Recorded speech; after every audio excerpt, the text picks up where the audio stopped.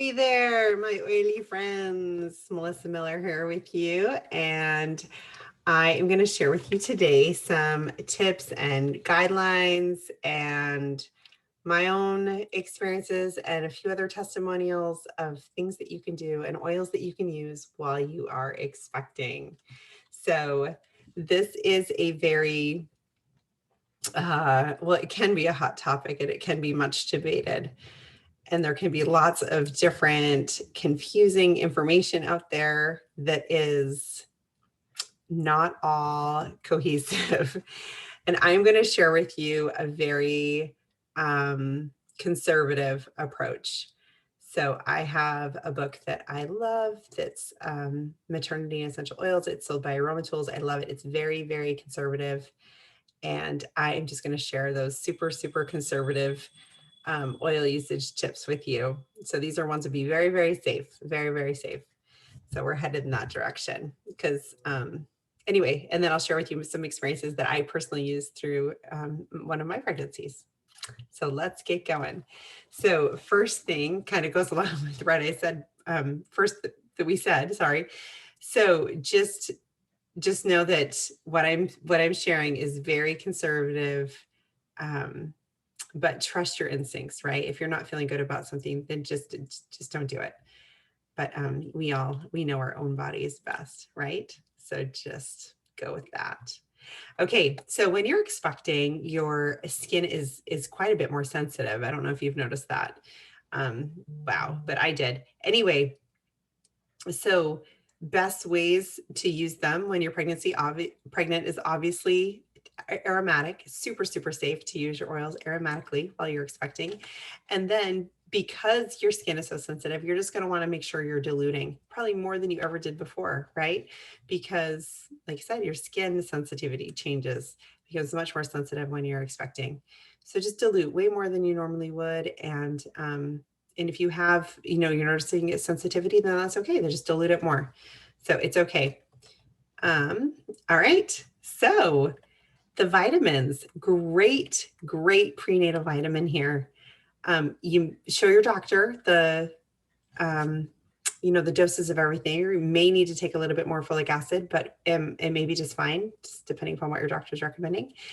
But this is a great prenatal, as well as obviously taking it every day. This is a great vitamin. It's doTERRA's number one selling product, the vitamins. Very interesting, huh? And people have amazing experiences with them of things that they note when they take them regularly. So they sleep better, they have better cardiovascular health, they have less aches and pains, they have better mood. The list goes on and on. So I can attest to that. They're excellent vitamins, and the ingredients list just blows me away when I read through it. It's like it's real food. It's real food. Okay, so I'm going to go over here now the most commonly used oils. Oh, sorry, that is my phone alarm. Most commonly used oils when you're expecting. Okay, and the ones that are considered the most safe, and I'm going to go over to when it's okay to use them. So first we have clary sage here. And so this oil is best used prior to conceiving, so to help you with conceiving, and then using it again once you're full term. It's not recommended to use this while you are growing that little baby. So going to use it to help, like I said, before. So when you're trying to conceive, and then when you're trying to jumpstart contractions. So, sorry, I just lost my place. So things that it helps with, obviously balancing hormones, contractions. The biggest experiences, testimonials that I've had in this one is helping with milk production right after you've given birth. So amazing for helping get that milk going. So it's a good one for that. Okay, next we have geranium. Now, geranium, the biggest results that I've heard from this one was my sister had the most incredible result with helping prepare her perineum. So she had tore quite a bit with her first one, and then she tried this with the extra virgin olive oil. preparation for her second, and she had minimal tearing. So it was amazing the difference that it provided for her. So anyway, this one is also really good for milk, but it's even better for sore nipples. So you could mix up like a little salve with, coconut oil and the geranium, and just apply it to your nipples, and it's very comforting for that. Also really good for your mood, helps with varicose veins, stretch marks. It's just such a good one for your skin. So a good one to have on hand when you're expecting.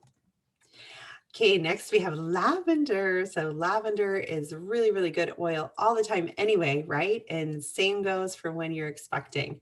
So lavender is one of the safest ones to use throughout your entire pregnancy. And this one, I say my biggest experience with this one was when I had plugged milk ducts that were then going to cause mastitis if I didn't get rid of them. And I would just take the lavender, a couple of drops, I don't even think I diluted it, and just rubbed it on that plugged milk duct. And wow, I do it a couple of times, switch up my nursing positions, and within hours, it was better. It was amazing.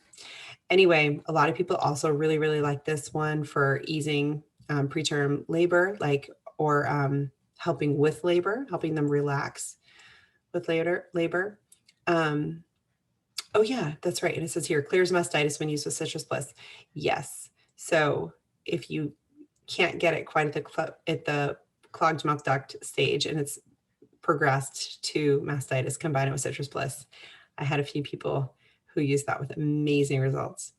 Also helps preventing stretch marks. So dilute that one, rub it all over the tummy or hips, wherever it's stretching. Yeah, and headaches, lots of good uses for this one when you're expecting. Definitely a great one to have.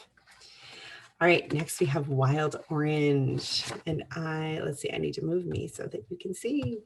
There we go. All right, so wild orange is probably most commonly used for nausea and energy. So really good for first trimester. Also really good for stress, fluid retention, all that stuff, and mood. Definitely helps you keep going with them when you're just not feeling your best, right? All right, next we have cypress. So cypress is safe to use once you've reached 5 months into your pregnancy. So cypress, I love, you guys. This was my first wow miracle oil experience. I had had pregnancy-induced carpal tunnel with my first pregnancy, and it started maybe when I was like 8 months pregnant, so pretty near the end. And I lost feeling and mobility in my hands. It was so awful. I couldn't hold a pencil or a pen to write. I couldn't cut up my food. It hurt so bad. Anyway, and my baby was probably 6 months old, 5 to 6 months old, before I had gained feeling back in my hands. I couldn't even feel if clothes were dry coming out of the dryer. I had to like touch them to my cheek to see if they were dry. Anyway, it was awful.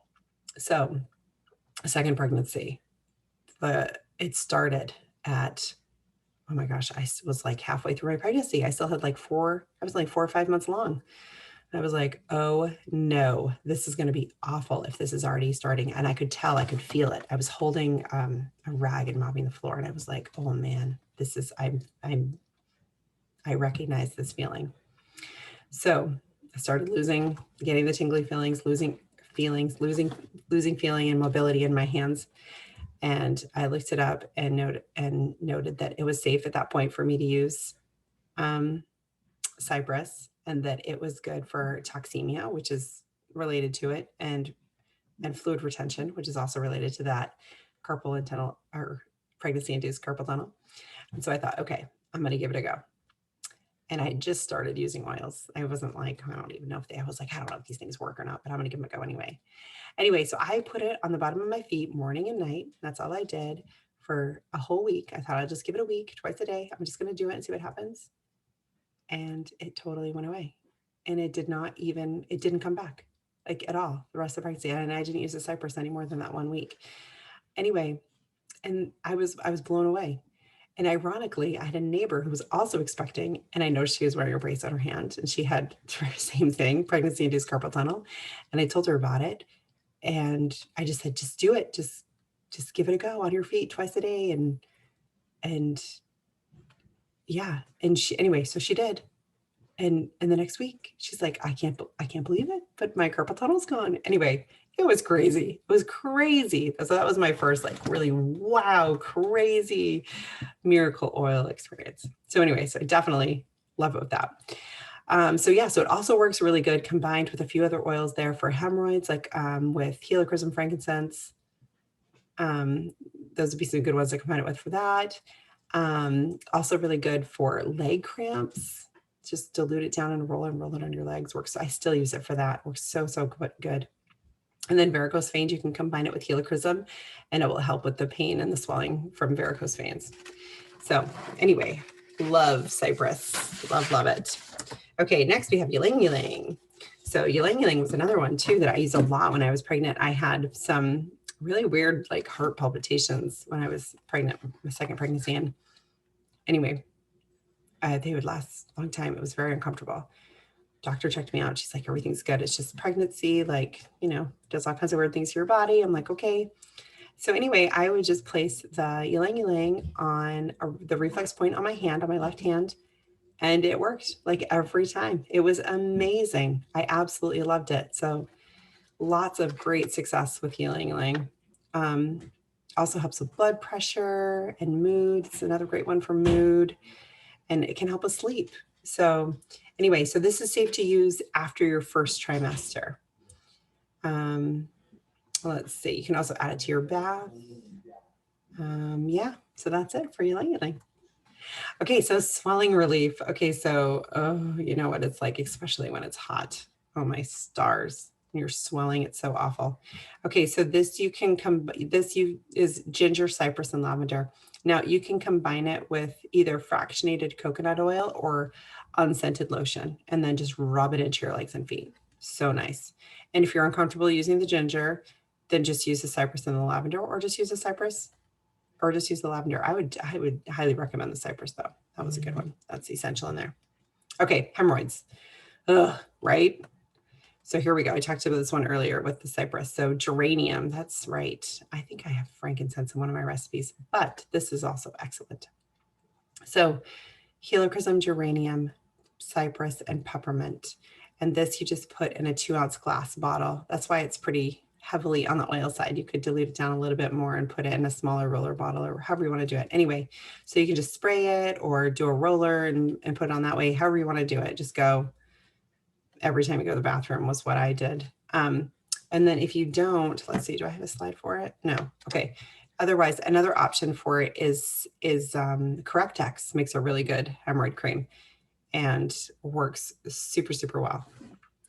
All right. So next we have, stretch marks, right? So if you can't, obviously prevention is best, right? Which we read about that with lavender, but you can also use frankincense or geranium. You can dilute them down with the coconut oil or use the unscented lotion again and just rub them on wherever. This is another really good one. Let's see, to help. Oh, this is a good one and then more for prevention, but you could use it to help with them as well because it's got other stuff in there. Okay, so cypress, geranium, frankincense, lavender, and orange. So this would be good for both if prevention and if you have them. If you have them though, I would also, and you're trying to lighten them up, I would do lavender and myrrh. Myrrh is really good for that. So anyway, yeah, good for stretch marks. All right, so milk, trying to get that milk in, that can be such a frustrating experience, can it? Anyway, these are some fantastic oils to use though to help you get that milk coming. Like I talked about at the beginning, clary sage is really good for getting your milk going at the beginning.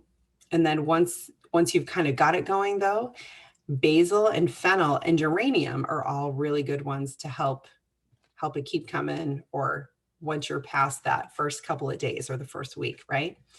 So, and this one is a salve. So they mix it up with this one, the particular recipe, they suggested mixing it up with the fractionated coconut oil and then the beeswax, and then melt it together, and then add the oils in after, and then just put it like in a little tin or jar or something like that. and then you can just rub it on your breast.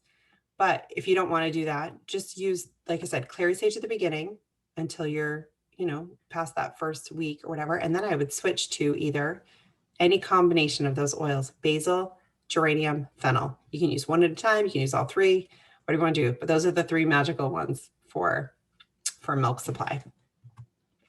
All right, so here's another recipe. Oh, see, look, this is one with the fennel, just basil and fennel. So, and this is in a roller bottle. And they say to apply it to breasts after breastfeeding or pumping. Really good. And my sister had great success with these oils for milk supply. Okay, I love these rollerball remedies. This Babies and Mama's class, she does such a good job with them. Anyway, okay, so here's a happy mama one. So for postpartum, I think this is like seriously one of the most unfair things that happen to women. Well, next to menopause, right? But it's just like, why on earth do we have these sweet little babies and then are plagued with feeling awful anxiety and depression? It just seems so not fair. But anyway, here are a few oils that can help you. So this is a combination of bergamot, clary sage, frankincense, grapefruit, and orange. And it says to apply it to the back of your neck, on the bones directly behind your ears, and in your palms, and then just cup it around your nose to cup diffuse it. Such a good combination here. And if I had to pick, gosh, just a few of those oils, if you didn't have all of them, I would say bergamot for sure. Frankincense is really good though too. But anyway, and of course the citrus oils just kind of boost it up. Clary sage helps with the hormones. They all play such an important part. But yes, and then let's see, here's another recipe too. This is a different one. This is calm, mama. The other one was happy. This is calm. So one probably more for, depression. This one probably more for anxiety. So this one's geranium, lavender, sandalwood, and ylang ylang. So very calming. So same thing, apply it to the back of your neck or on the bones behind the ears or in your palms, and then cup diffuse around your nose and mouth. Oh, such good oils. Okay, so this was just a little bonus tip from doTERRA, their website directly, on just how to use a few oils to help with pregnancy, or to use while pregnancy. So they said wild orange and balance to diffuse to help create a calm atmosphere. So that'd be really good, especially if you were practicing for a natural childbirth experience. Peppermint, ginger, and cardamom being used to help with digestion, or, nausea, all that fun stuff that comes. Lemon, lime, and grapefruit during third trimester to help cleanse and support your digestive system, because usually about third trimester is when things kind of stop moving a little bit, right? Start with constipation, so fun. And so those are oils that will help with that. And then fractionated coconut oil with immortelle or sandalwood diluted to spread all over your tummy during your second trimester to help your skin just stretch and grow. So some great ideas there.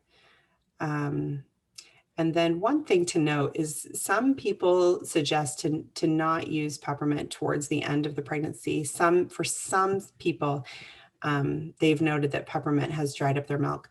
So they just stop using it a little bit before they deliver, and then don't use it while they're nursing. But it's, like I said, it's only for some people. So that's just something to be aware of. And if it's something you're really worried about, then just don't use it. So anyway, so that was the end. So thank you so much for tuning in, and hope you enjoyed the info and learned something new. And drop a comment and let me know if you have any questions, and I would love to help you out. Okay, happy oiling.